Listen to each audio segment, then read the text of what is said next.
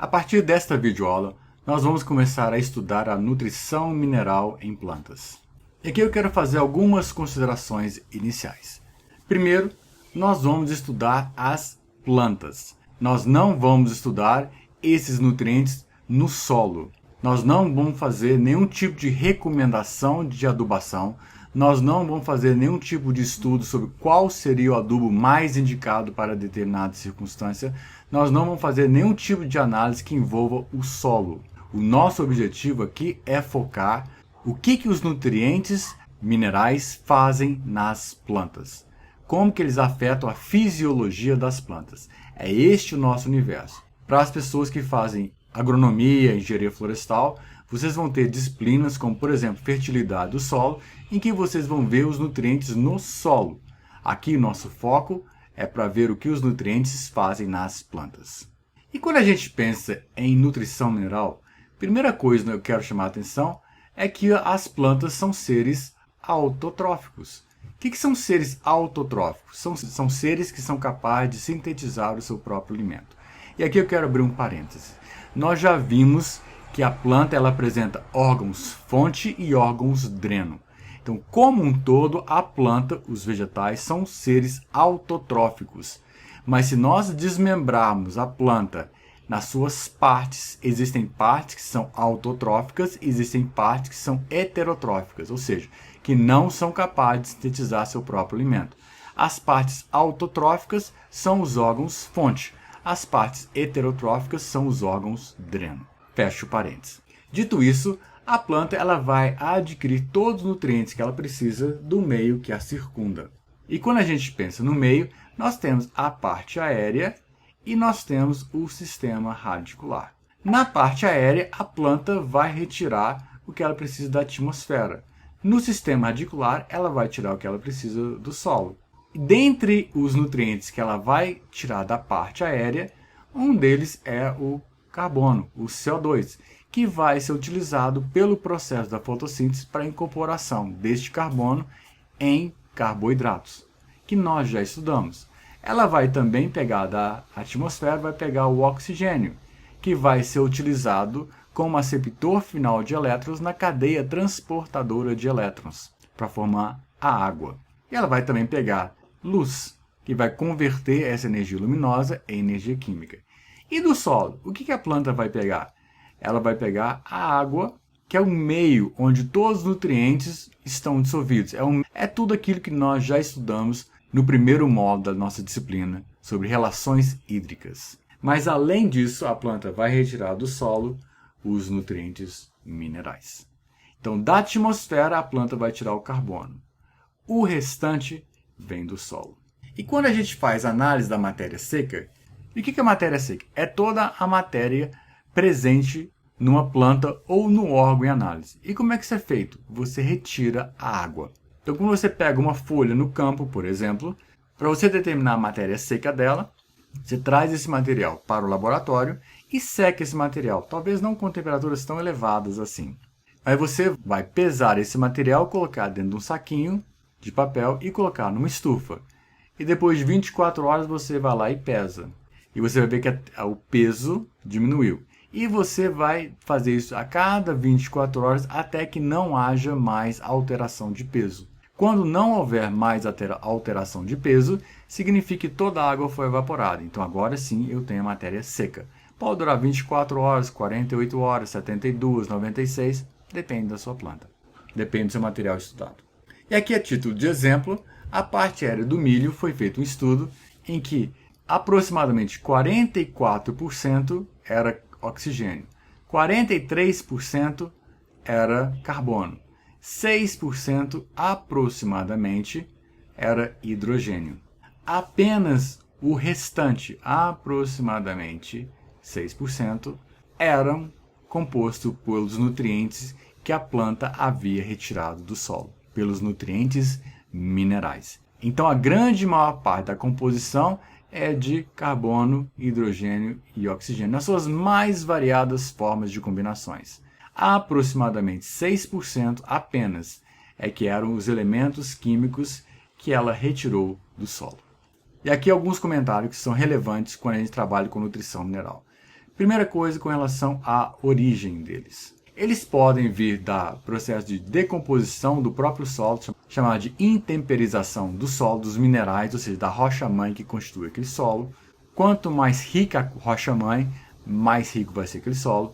Pode ser pela decomposição da matéria orgânica presente naquele solo, ou pode ser pela suplementação que eu faço com adubos.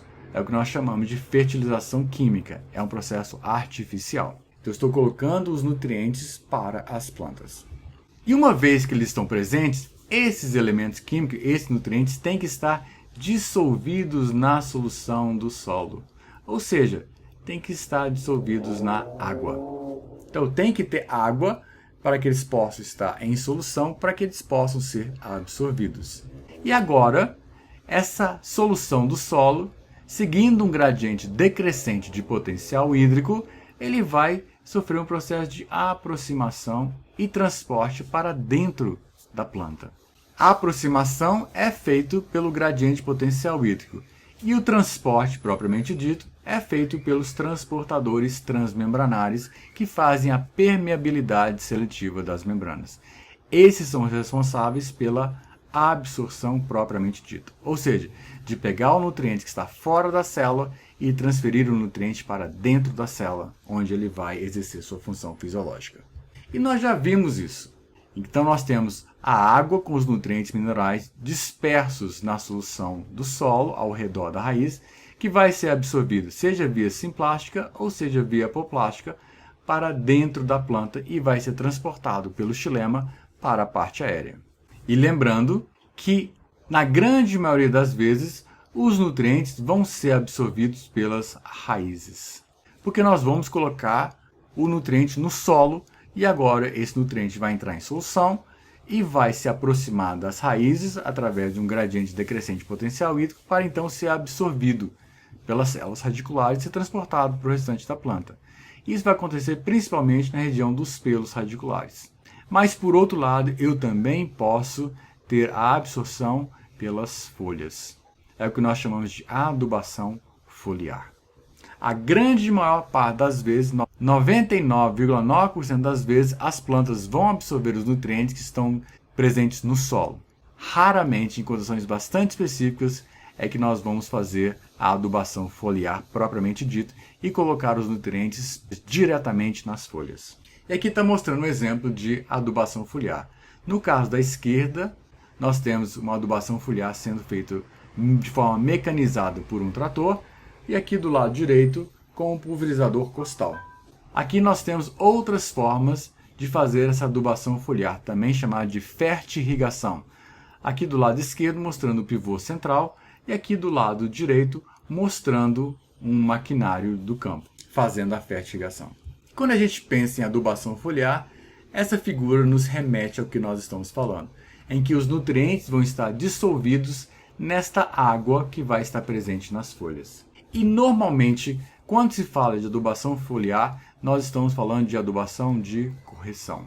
E o que é isso? É uma adubação que é feita pontualmente para suprir um determinado nutriente que a gente quer resolver de forma rápida. Exemplo, eu tenho um nutriente X que está faltando nas folhas.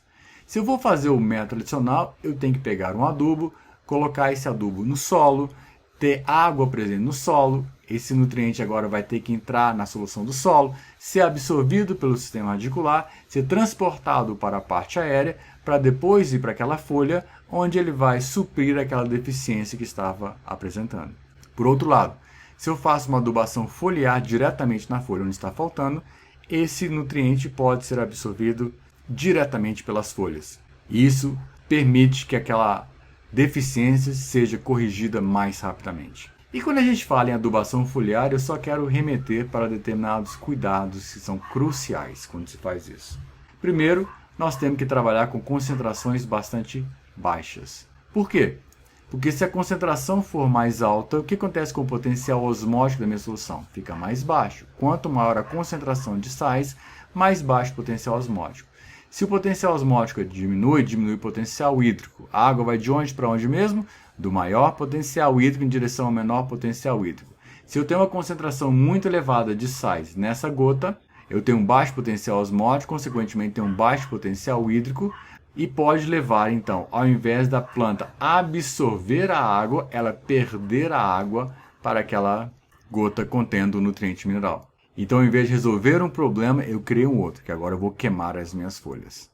Além disso, vai haver um processo de evaporação natural, porque essas folhas estão expostas, vai evaporar e isso vai levar a uma concentração que vai diminuir ainda mais o potencial osmótico, consequentemente vai diminuir ainda mais o potencial hídrico. Então é preciso muito cuidado quando se trabalha com fertirrigação ou adubação foliar. Segundo, eu tenho que quebrar a tensão superficial.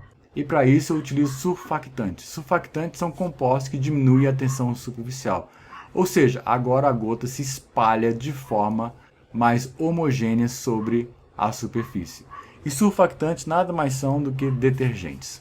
Então eu tenho que colocar detergente na minha solução para que eu diminua a tensão superficial. Mas não posso colocar muito detergente, porque se eu colocar muito detergente, eles podem afetar a permeabilidade das membranas, que nós já estudamos quando a gente estudou a permeabilidade das membranas celulares. Além disso, eu tenho que fazer nas temperaturas mais amenas. Por quê? Porque senão eu vou ter uma alta taxa de evaporação que vai afetar diretamente o potencial osmótico e o potencial hídrico daquela solução utilizada para fertirrigação. E além disso, eu tenho que fazer em condições de pouco vento. Porque do contrário, essas gotas todas vão cair para o solo. E se cair no solo, elas vão ser absorvidas pelo sistema radicular. Então talvez fosse até melhor que eu tivesse colocado no próprio solo. Então a adubação foliar, ela existe, é utilizado, mas é preciso muito cuidado ao fazê-la. Principalmente por causa dos riscos que você pode levar dessa desidratação em função do fluxo de água que segue um gradiente decrescente de potencial hídrico. Basicamente, era isso que nós tínhamos para passar para vocês nessa videoaula e nos vemos na nossa próxima videoaula. Até a próxima!